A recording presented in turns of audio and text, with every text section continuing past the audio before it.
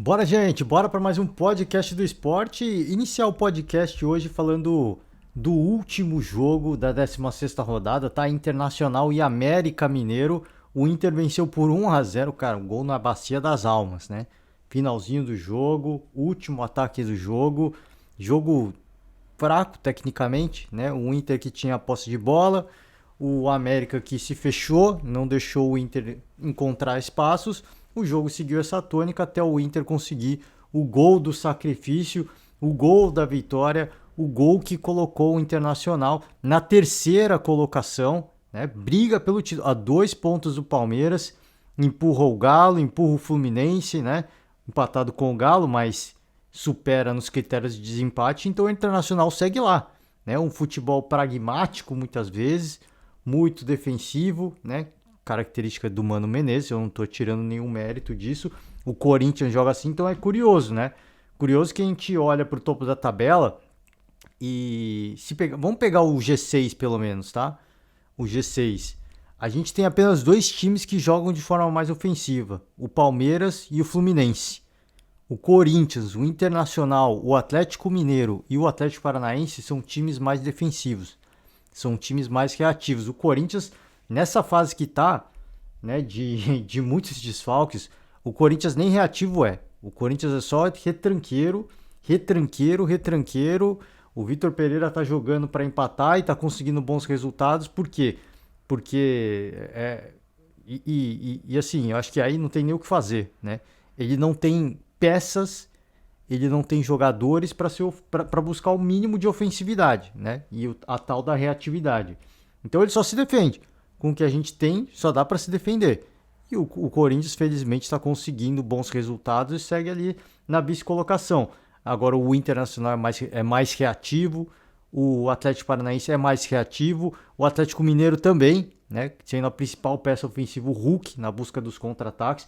É um time que joga totalmente pelo Hulk, né? E aí a gente tem o Palmeiras, que é o líder, e o Fluminense, que é o quinto colocado, que tendem a propor mais o jogo. Eu acho que o Fluminense joga mais que o Palmeiras, mas isso é compreensível. Um pouco mais limitado em termos de jogadores, mas é compreensível porque o Fluminense joga apenas um campeonato. E a gente comentou aqui, né? O Palmeiras, para mim, ele tá absolutamente exausto mentalmente, né? Esse time do Palmeiras está exausto mentalmente. E apesar de tentar produzir, de ter a posse de bola, de agredir o adversário, deixa muito espaço defensivo e não é efetivo, né? Então, curioso, assim, é o que a gente fala, é o que eu sempre falo aqui. Estética de futebol, eu não questiono. Agora, sim, é muito claro que você jogar de forma mais defensiva, de forma mais reativa, ter uma defesa muito sólida, é uma estratégia que dá certo. E a gente vê no topo da tabela, acabei de falar, 6 times no topo da tabela, 4 jogam de forma com uma defesa mais consolidada e de forma mais reativa, e apenas 2, né, tendem a propor mais o jogo. Tendem, né? Porque o Palmeiras, em virtude do adversário, ele pode flutuar e variar o seu jogo, né? Então, sim, resultado importante para o Internacional, pensando em briga por título, pensando em briga por Libertadores, tá? Pensar em título tá distante. Eu acho que tá, mas a forma como tá o campeonato, muito embolado, os times muito irregulares, ninguém conseguindo assumir a rédea, né? De vamos vencer, vamos pontuar, vamos abrir a pontuação. Ninguém conseguindo essa façanha. Assim, eu acho que todo mundo que está no topo da tabela é candidato sério ao título. É candidato a ser. Enquanto todas as equipes estiverem brigando por mais de uma competição, esses são candidatos sérios. O Palmeiras joga 3 competições, o Corinthians joga 3 competições, o Internacional joga 2, o Galo joga 3, o Fluminense não joga nenhuma, o Atlético Paranaense joga 3 também.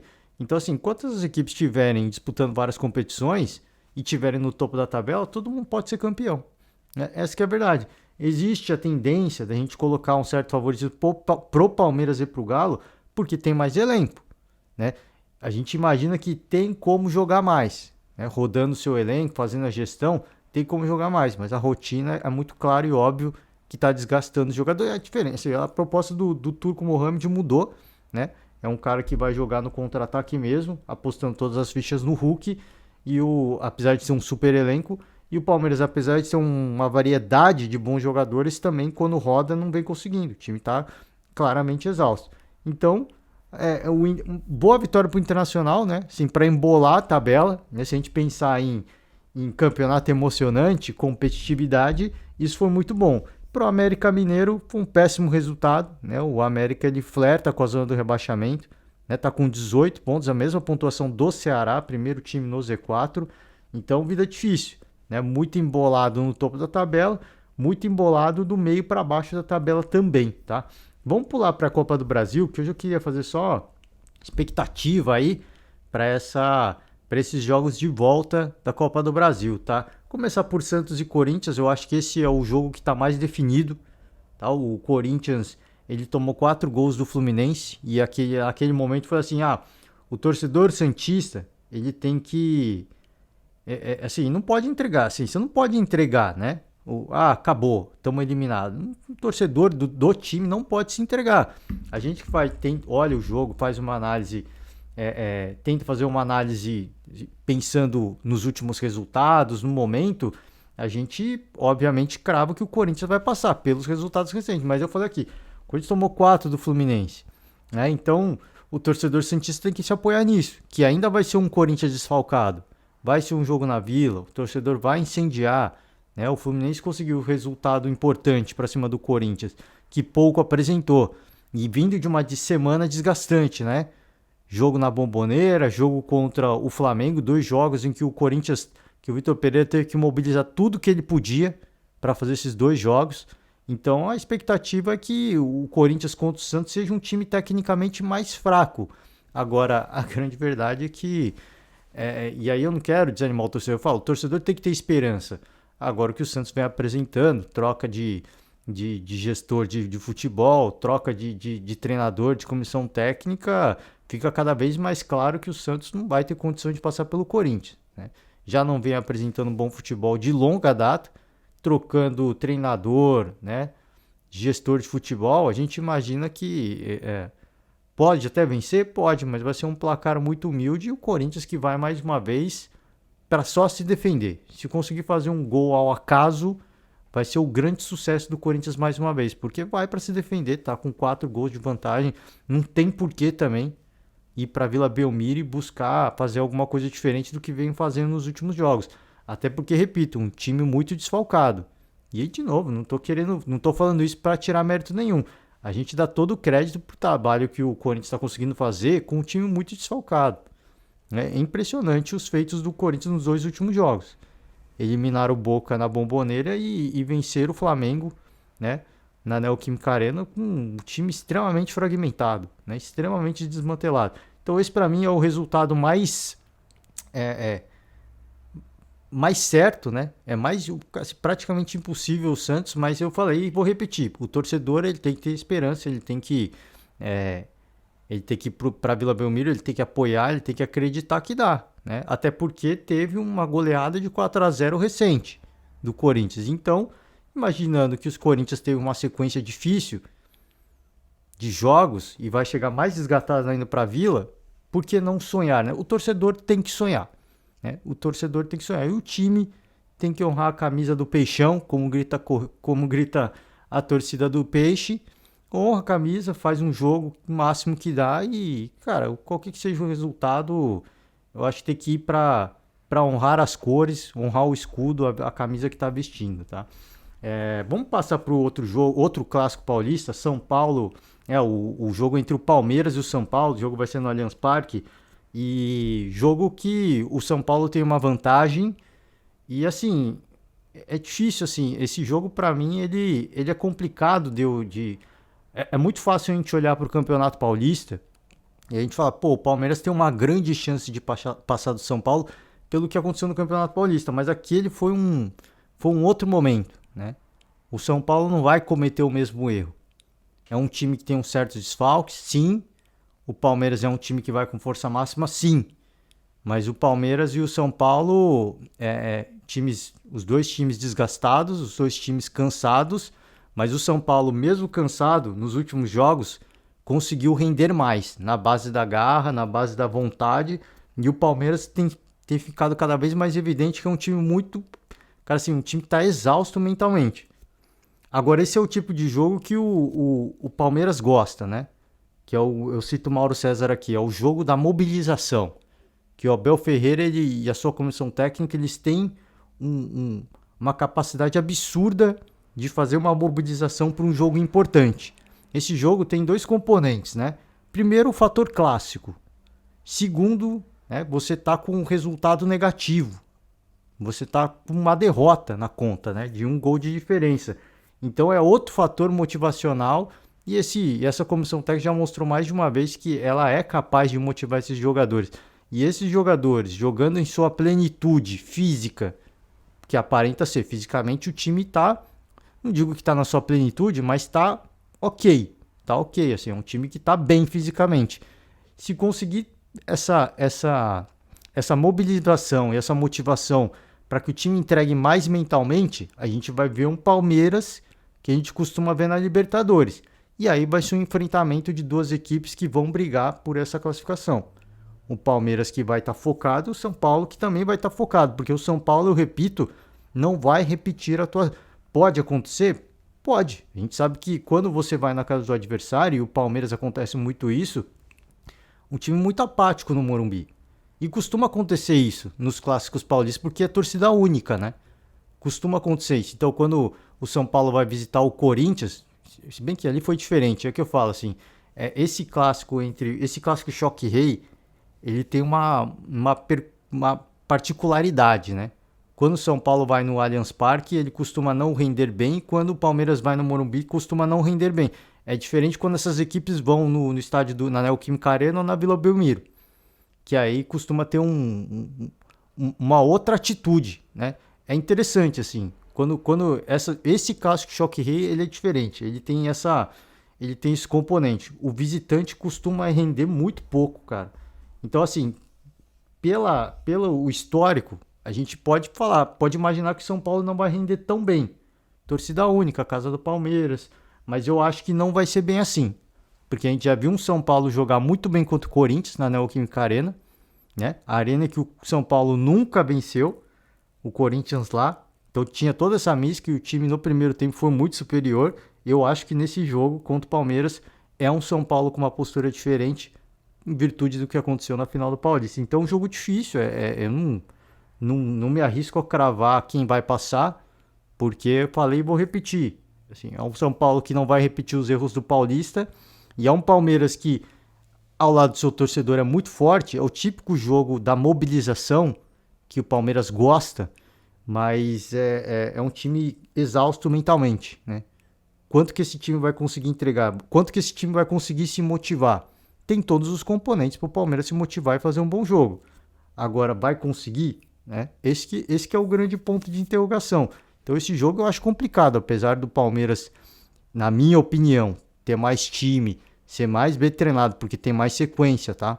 Mais bem treinado não é por incompetência do Rogério, porque o Abel Ferreira está muito mais tempo à frente do Palmeiras do que o Rogério à frente do São Paulo. Joga ao lado do seu torcedor. Então todos esses componentes dão um certo favoritismo ao Palmeiras, tá? Mas eu falei e vou repetir, é difícil cravar porque se a gente olhar o histórico favorece, assim, ele pesa para as duas equipes. Tá óbvio que pensando em Allianz Parque, ele pesa muito pro Palmeiras. Mas eu falei assim, se a gente olha o São Paulo na Neoquímica Arena, fez um grande jogo lá. E a gente olha e pensar que o São Paulo sofreu aquela derrota humilhante na final do Paulista, né? É a chance do Rogério tentar minimamente se redimir daquele acontecimento. Eu acho que vai ser um São Paulo diferente, né? Então, não consigo cravar um certo favoritismo, o jogo vai ser difícil. Não consigo cravar quem poderia passar, mas que o Palmeiras tem um favoritismo a mais, isso é óbvio, né? Joga em casa, time mais, falei o que eu falei, mais time, mais bem treinado. Espero que o time consiga fazer uma boa mobilização para que a gente tenha um grande jogo, tá? Atlético Paranaense e Bahia, para mim esse é um jogo claro que o Atlético é muito favorito, tá? Já venceu na Arena Fonte Nova, jogando na Arena da Baixada, o favoritismo cresce ainda mais, né? É um time de Série A contra um time de Série B, um time que está no topo da tabela do Campeonato Brasileiro, então assim, a distância técnica é muito grande, cara. É muito grande. Qualquer time que vai na Arena da Baixada de Série A já é complicado enfrentar o Furacão lá pro Bahia, com todo respeito. Não tô aqui querendo desmerecer, não. Mas o nível de enfrentamento é diferente. O nível de enfrentamento é muito diferente. Então eu vejo um baita favoritismo do Atlético Paranaense, porque venceu o primeiro jogo fora de casa e esse segundo jogo na Arena da Baixada, muito complicado. Assim, muito favoritismo pro Atlético Paranaense. Goiás e Atlético Goianiense, cara, esse é outro jogo que não dá pra, não dá pra imaginar quem vai passar. Outro clássico, cara, só jogão, né? Esse sorteio da Copa do Brasil foi impressionante, cara. Que feito. Que feito quem fez esse sorteio, hein? Que feito. Primeiro jogo foi empate, né? Na casa do Atlético Goianiense. E agora vai ser na Serrinha, né? O jogo da volta. Goiás o Atlético vai visitar o Goiás. Então, assim, quem tem um certo favoritismo, óbvio que, assim, um leve favoritismo, Goiás por ser o mandante, né? Um leve favoritismo, mas é clássico, né? É clássico. Agora, assim, se a gente imaginar que o Atlético Goianiense costuma ser um time mais ofensivo e o Goiás um time mais reativo, é um jogo que pode encaixar para o Goiás. Mas o Goiás está como mandante, então precisa sair para o jogo, né? Porque ser eliminado nas penalidades em casa é humilhante, né? Então, assim, repito, vejo um pouquinho mais favoritismo do Goiás por ser o mandante, mas, cara, totalmente em aberto, cara. Totalmente em aberto, ainda mais porque o primeiro jogo foi um empate, né?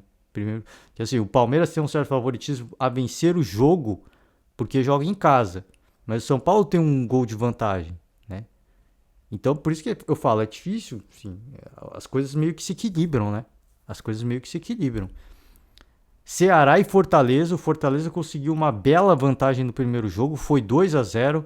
Jogo da volta também na Arena Castelão. Mas aí agora o Ceará como mandante. Duas equipes na zona do rebaixamento. Um time que abre o Z4, o outro que é o lanterna do Campeonato Brasileiro. Dois times que costumam, apesar da situação do Campeonato Brasileiro, nas Copas costumam apresentar mais, né? Costumam apresentar mais. Então, assim, o Fortaleza, para mim, tem muito mais favoritismo, porque tem 2 gols de vantagem. Mas é um time que está num momento muito delicado no Brasileirão, a gente não sabe o quanto isso pode impactar. Classificação, eu acho que está em aberto, sim. Mas pela vantagem de gols, o Fortaleza ele é muito mais favorito para mim, tá? Para mim. Eu acho que o Ceará tem todas as condições de ir lá, repetir o feito, conseguir ganhar por 3 ou levar para as penalidades. Tem toda a capacidade, porque, repito, né, o momento no Campeonato Brasileiro é tão ruim que isso pode se propagar para a Copa do Brasil. Mas o que a gente tem visto é que, né, tirando a Libertadores, que eu acho que foi uma eliminação mais por nervosismo, óbvio que assim, o momento do Estudiantes, o Estudiantes jogou mais bola para isso também. Mas eu acho que foi mais favoritismo do que mau momento a eliminação para o Estudiantes, né? Então na Copa do Brasil eu acho que não vai ser um time nervoso, não vai ser um time que vai cometer muitos erros. O momento do Fortaleza é diferente, né? Pensando em Copas e pensando no Campeonato Brasileiro. Então eu vejo o Fortaleza com muito mais favoritismo pelo resultado que construiu no primeiro jogo, mas é um jogo muito em aberto porque o Ceará, ele, melhor campanha da Sul-Americana e vem apresentando um pouco mais no Campeonato Brasileiro. Teve a troca de treinador recente e tudo mais, saiu o Dorival Júnior, veio o Marquinhos. Então, assim, clássico é clássico, tudo é possível, mas o Fortaleza, para mim, tem mais favoritismo, tá? Cruzeiro e Fluminense. Fluminense venceu o primeiro jogo no Maracanã, 2-1. Cara, eu vejo o Fluminense com mais favoritismo para esse jogo, tá? Apesar de estar no Mineirão, o Cruzeiro viver um bom momento na Série B, assim, a diferença é muito grande, assim. A diferença é muito grande. No primeiro jogo ficou muito evidente a diferença técnica das duas equipes e não era nem o Fluminense que estava vivendo um grande momento. Hoje o momento do Cruzeiro naquela altura já era bom, já era ótimo. O momento do Fluminense hoje é muito melhor, cara. Um time mais consolidado, que joga mais bola. Então, pra mim, o Fluminense é muito... É óbvio que tudo pode acontecer, porque o jogo vai ser no Mineirão. E a vantagem do Fluminense é de apenas um gol. Se fosse uma vantagem de 2 gols, eu ia falar, cara, é praticamente impossível. Porque, de novo, é um time de Série A contra o time de Série B. Um time que tá liderando a Série B e o outro time que tá no topo da tabela da Série A, cara. Então, assim, a discrepância, a diferença técnica é muito grande. Mas, cara, jogo de mata-mata, as coisas podem acontecer. Agora sim, o Fluminense do o Fernando Diniz já mostrou que se precisar, esse time vai jogar retrancado. Por isso que eu acho que o Fluminense joga, ele passa, ele vai passar. Se vai ser fácil ou não, eu não sei. Se vai ser sofrido ou não, eu não sei. Se o Cruzeiro começar a ameaçar muito e o Fernando Diniz entender, opa, não é jogo pra gente ir pra cima, senão a gente vai dar espaço pros caras. Ele vai se retrancar, vai tomar sufoco e vai passar pelo Cruzeiro. Então eu acho que o Fluminense passa, tá? De novo, porque time de Série A, um confronto de um time da Série A contra com um time da Série B, é possível a eliminação, a gente sabe. O Palmeiras foi eliminado pelo CRB no ano passado. Isso é possível. Agora, sim, se a gente pensar no momento, e aqui de novo, assim, não é lá coisa de torcedor nem nada, é o momento das equipes. São duas equipes que vivem um bom momento, apresentando um bom futebol, só que a diferença técnica é bizarra, é muito grande, existe um abismo gigantesco. Mas repito, pode acontecer, ué. Mata-mata pode acontecer. E o torcedor cruzeirense tem que se apoiar nisso. O torcedor da Raposa tem que acreditar nisso. É a vantagem de um gol apenas. Dá pra gente buscar. Vamos incendiar, transformar isso aqui no caldeirão. O problema é que o Fluminense no contra-ataque com o Cano, isso pode ser um jogo perigoso do Cruzeiro, tá? Porque eu repito, o Fernando Diniz já mostrou que pode jogar, sabe jogar no contra-ataque. E tendo o Cano como centroavante para esse contra-ataque, assim, é um jogo que pode ser um pouco suicida, tá? Do Cruzeiro. Não sei, jogo, né? Jogo bom, assim, jogo interessante, jogo que é uma promessa de um grande jogo, né? Taticamente os caras vão ter que se estudar muito e imagino eu que vai ter um enfrentamento legal, tá? Botafogo e América, para mim o América é amplamente favorito. Mas assim, esse time do Botafogo ele é muito volátil, né? Ele perde de 3-0, consegue fazer 3 gols também, consegue ganhar de 3-0. Então, assim, é um time muito volátil. Qual que é o time que vai entrar em campo? Eu não sei. Eu não sei. Vai ser o time que vai ter atitude, que vai pra cima, que vai criar, que vai meter 3 gols? Ou vai ser o time que vai entrar apático, vai se perder em campo, vai ter 2 jogadores expulsos, vai perder mais uma vez de 3-0? Não sei, tá? Não sei, é difícil a gente saber, assim, esse time do Botafogo, repito, ele é um time muito volátil, é difícil antecipar e prever o que esse time vai fazer. Óbvio, a gente imagina que no Engenhão a equipe vai jogar mais, vai render mais, né? Vai ir para cima, vai tentar construir a classificação, a gente imagina que sim, mas o América também é um time que sabe jogar de forma reativa, né? Então se lançar para cima de forma destrambelhada, insana, o América vai punir. O América tentou fazer isso contra o Internacional, né? Não conseguiu encaixar nenhum contra-ataque, mas foi com essa proposta. No Engenhão, você não tenha dúvida que vai com a mesma proposta. E segurou o Internacional. Por isso que assim, é óbvio que o Internacional não é um time de criação, não é um time de ir pra cima. O Botafogo tenta às vezes ir para cima, né? Tenta ir para o enfrentamento, mas ainda não tem qualidade para isso, não é bem treinado para isso. Não teve tempo de trabalho, né? O Luiz Castro, mas esse poderia ofensivo, pode dizer que é até melhor que o do Internacional. Pode dizer que sim, mas nem sempre é organizado, nem sempre tem jogadores de qualidade. Então, cara, para mim o América é muito favorito, vai jogar no contra-ataque sim, sem nenhum pudor, e jogando no contra-ataque eu acho que vai conseguir fazer 1 gol, 2 gols e vai selar a sua classificação. Vai ser muito difícil pro Botafogo, mas repito, Botafogo é um time muito volátil. O torcedor, eu sempre falo aqui, o torcedor ele tem que ter a paixão, ele tem que ir pra...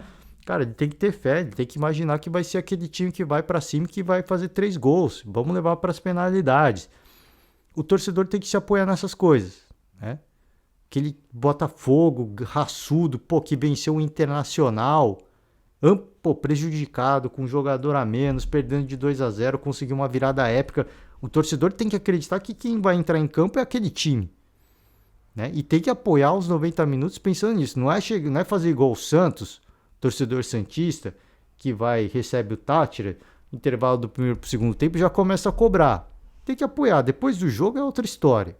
Mas durante o jogo, mesmo no intervalo, não pode ter isso. Você tem que dar apoio. O jogador tem que se sentir acolhido. Ele tem que sentir que, pô, os caras vieram aqui para apoiar na vitória ou na derrota. Depois da derrota, ele faz o que quiser. Vai, chia, xinga. Mas durante o jogo, vai ter que apoiar, vai ter que ter fé, né? E acreditar que vai ser um time competitivo, não digo competitivo, mas um time raçudo como foi o Botafogo que enfrentou o Internacional com um jogador a menos, tá? Flamengo e Atlético Mineiro, cara. Assim, esse talvez seja o jogo mais quente dessa. Mais quente eu não diria, vai, porque o Choque Rei vai ser interessante também, o Palmeiras e São Paulo. Mas esse, cara, por tudo que vem acontecendo nas últimas semanas, meses, né? Provocações em redes sociais, é, publicação de diretoria, nota oficial, conselheiro solta uma farpa aqui, conselheiro solta uma farpa de lá, Gabigol falando que vai ser um inferno. É, cara, por todos esses componentes, eu acho que esse jogo vai ser o que mais vai pegar fogo nessa rodada, tá? É o jogo que a gente está com uma expectativa, uma promessa de um jogão. Um jogão. O Flamengo poupou sem pudor nenhum para essa partida. Tá? Poupou contra o Corinthians e custou caro essa jogada. Mas o Flamengo poupou sem pudor e vai com tudo, cara. Vai com tudo. O Maracanã vai lotar até o talo de torcedor rubro-negro. Apoiando, vamos fazer um caldeirão. E o Galo vai ser o Galo que vai jogar de forma defensiva e apostando no contra-ataque do Hulk, né? Muita força física, muita explosão. Então, assim, cara, a promessa é gigantesca, assim. A promessa desse jogo, ela é absurda. É um time do Flamengo que a gente não sabe como é que vai se comportar, porque goleou o Tolima, sim, mas depois no jogo contra o Corinthians, óbvio que foi um time remendado, o Dorival começou a pôr só depois os titulares, aí já não tinha tempo para nada, mas mesmo nesse tempo, a gente, assim, eu entendo, assim, pô, o cara entra frio, demora para entrar no jogo, mas mesmo nesse tempo, os titulares que entraram não conseguiram fazer muita coisa em termos de produtividade. Então, assim, o que vai ser o Flamengo que vai enfrentar o Galo? A gente imagina que um time pilhado, motivado, né, para dar o troco, em virtude que eu falei, de tudo isso que vem acontecendo nos últimos dias, nas últimas semanas, nos últimos meses. A gente imagina que vai ser um jogão. Muita tensão, muito bate-boca, empurra, muitos cartões. Muitos cartões, eu imagino que vai ter pênalti para os dois lados, tá? Eu acho que vai ter pênalti para os dois lados. Então vai ser um jogo muito pegado, jogo de muita intensidade. Pelo menos essa é a promessa, tá? Essa é a promessa. Tensão o tempo inteiro e vai ser no detalhe, cara. No detalhe. Sim, se for um Flamengo organizado ofensivamente, eu imagino que o Flamengo tenha totais condições de passar.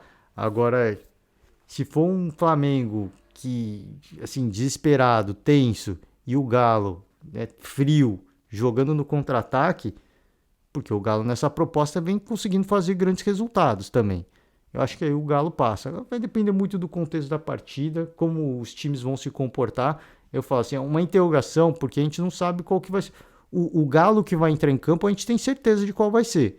Agora, qual vai ser o Flamengo, né? É o Flamengo que fez o jogo contra o Tolima, ou é o Flamengo que fez o jogo contra o Tolima, mesmo Tolima, mas no jogo da ida, né?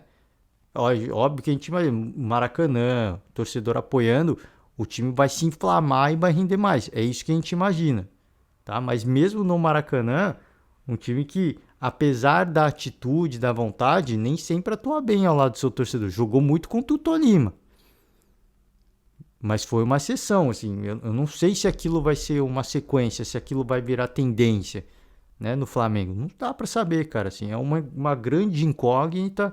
E, sim, cara, esse jogão. Uma promessa de um grande. Óbvio que assim, o Galo tem uma certa vantagem pelo resultado construído no primeiro jogo, mas assim, o Flamengo tem um.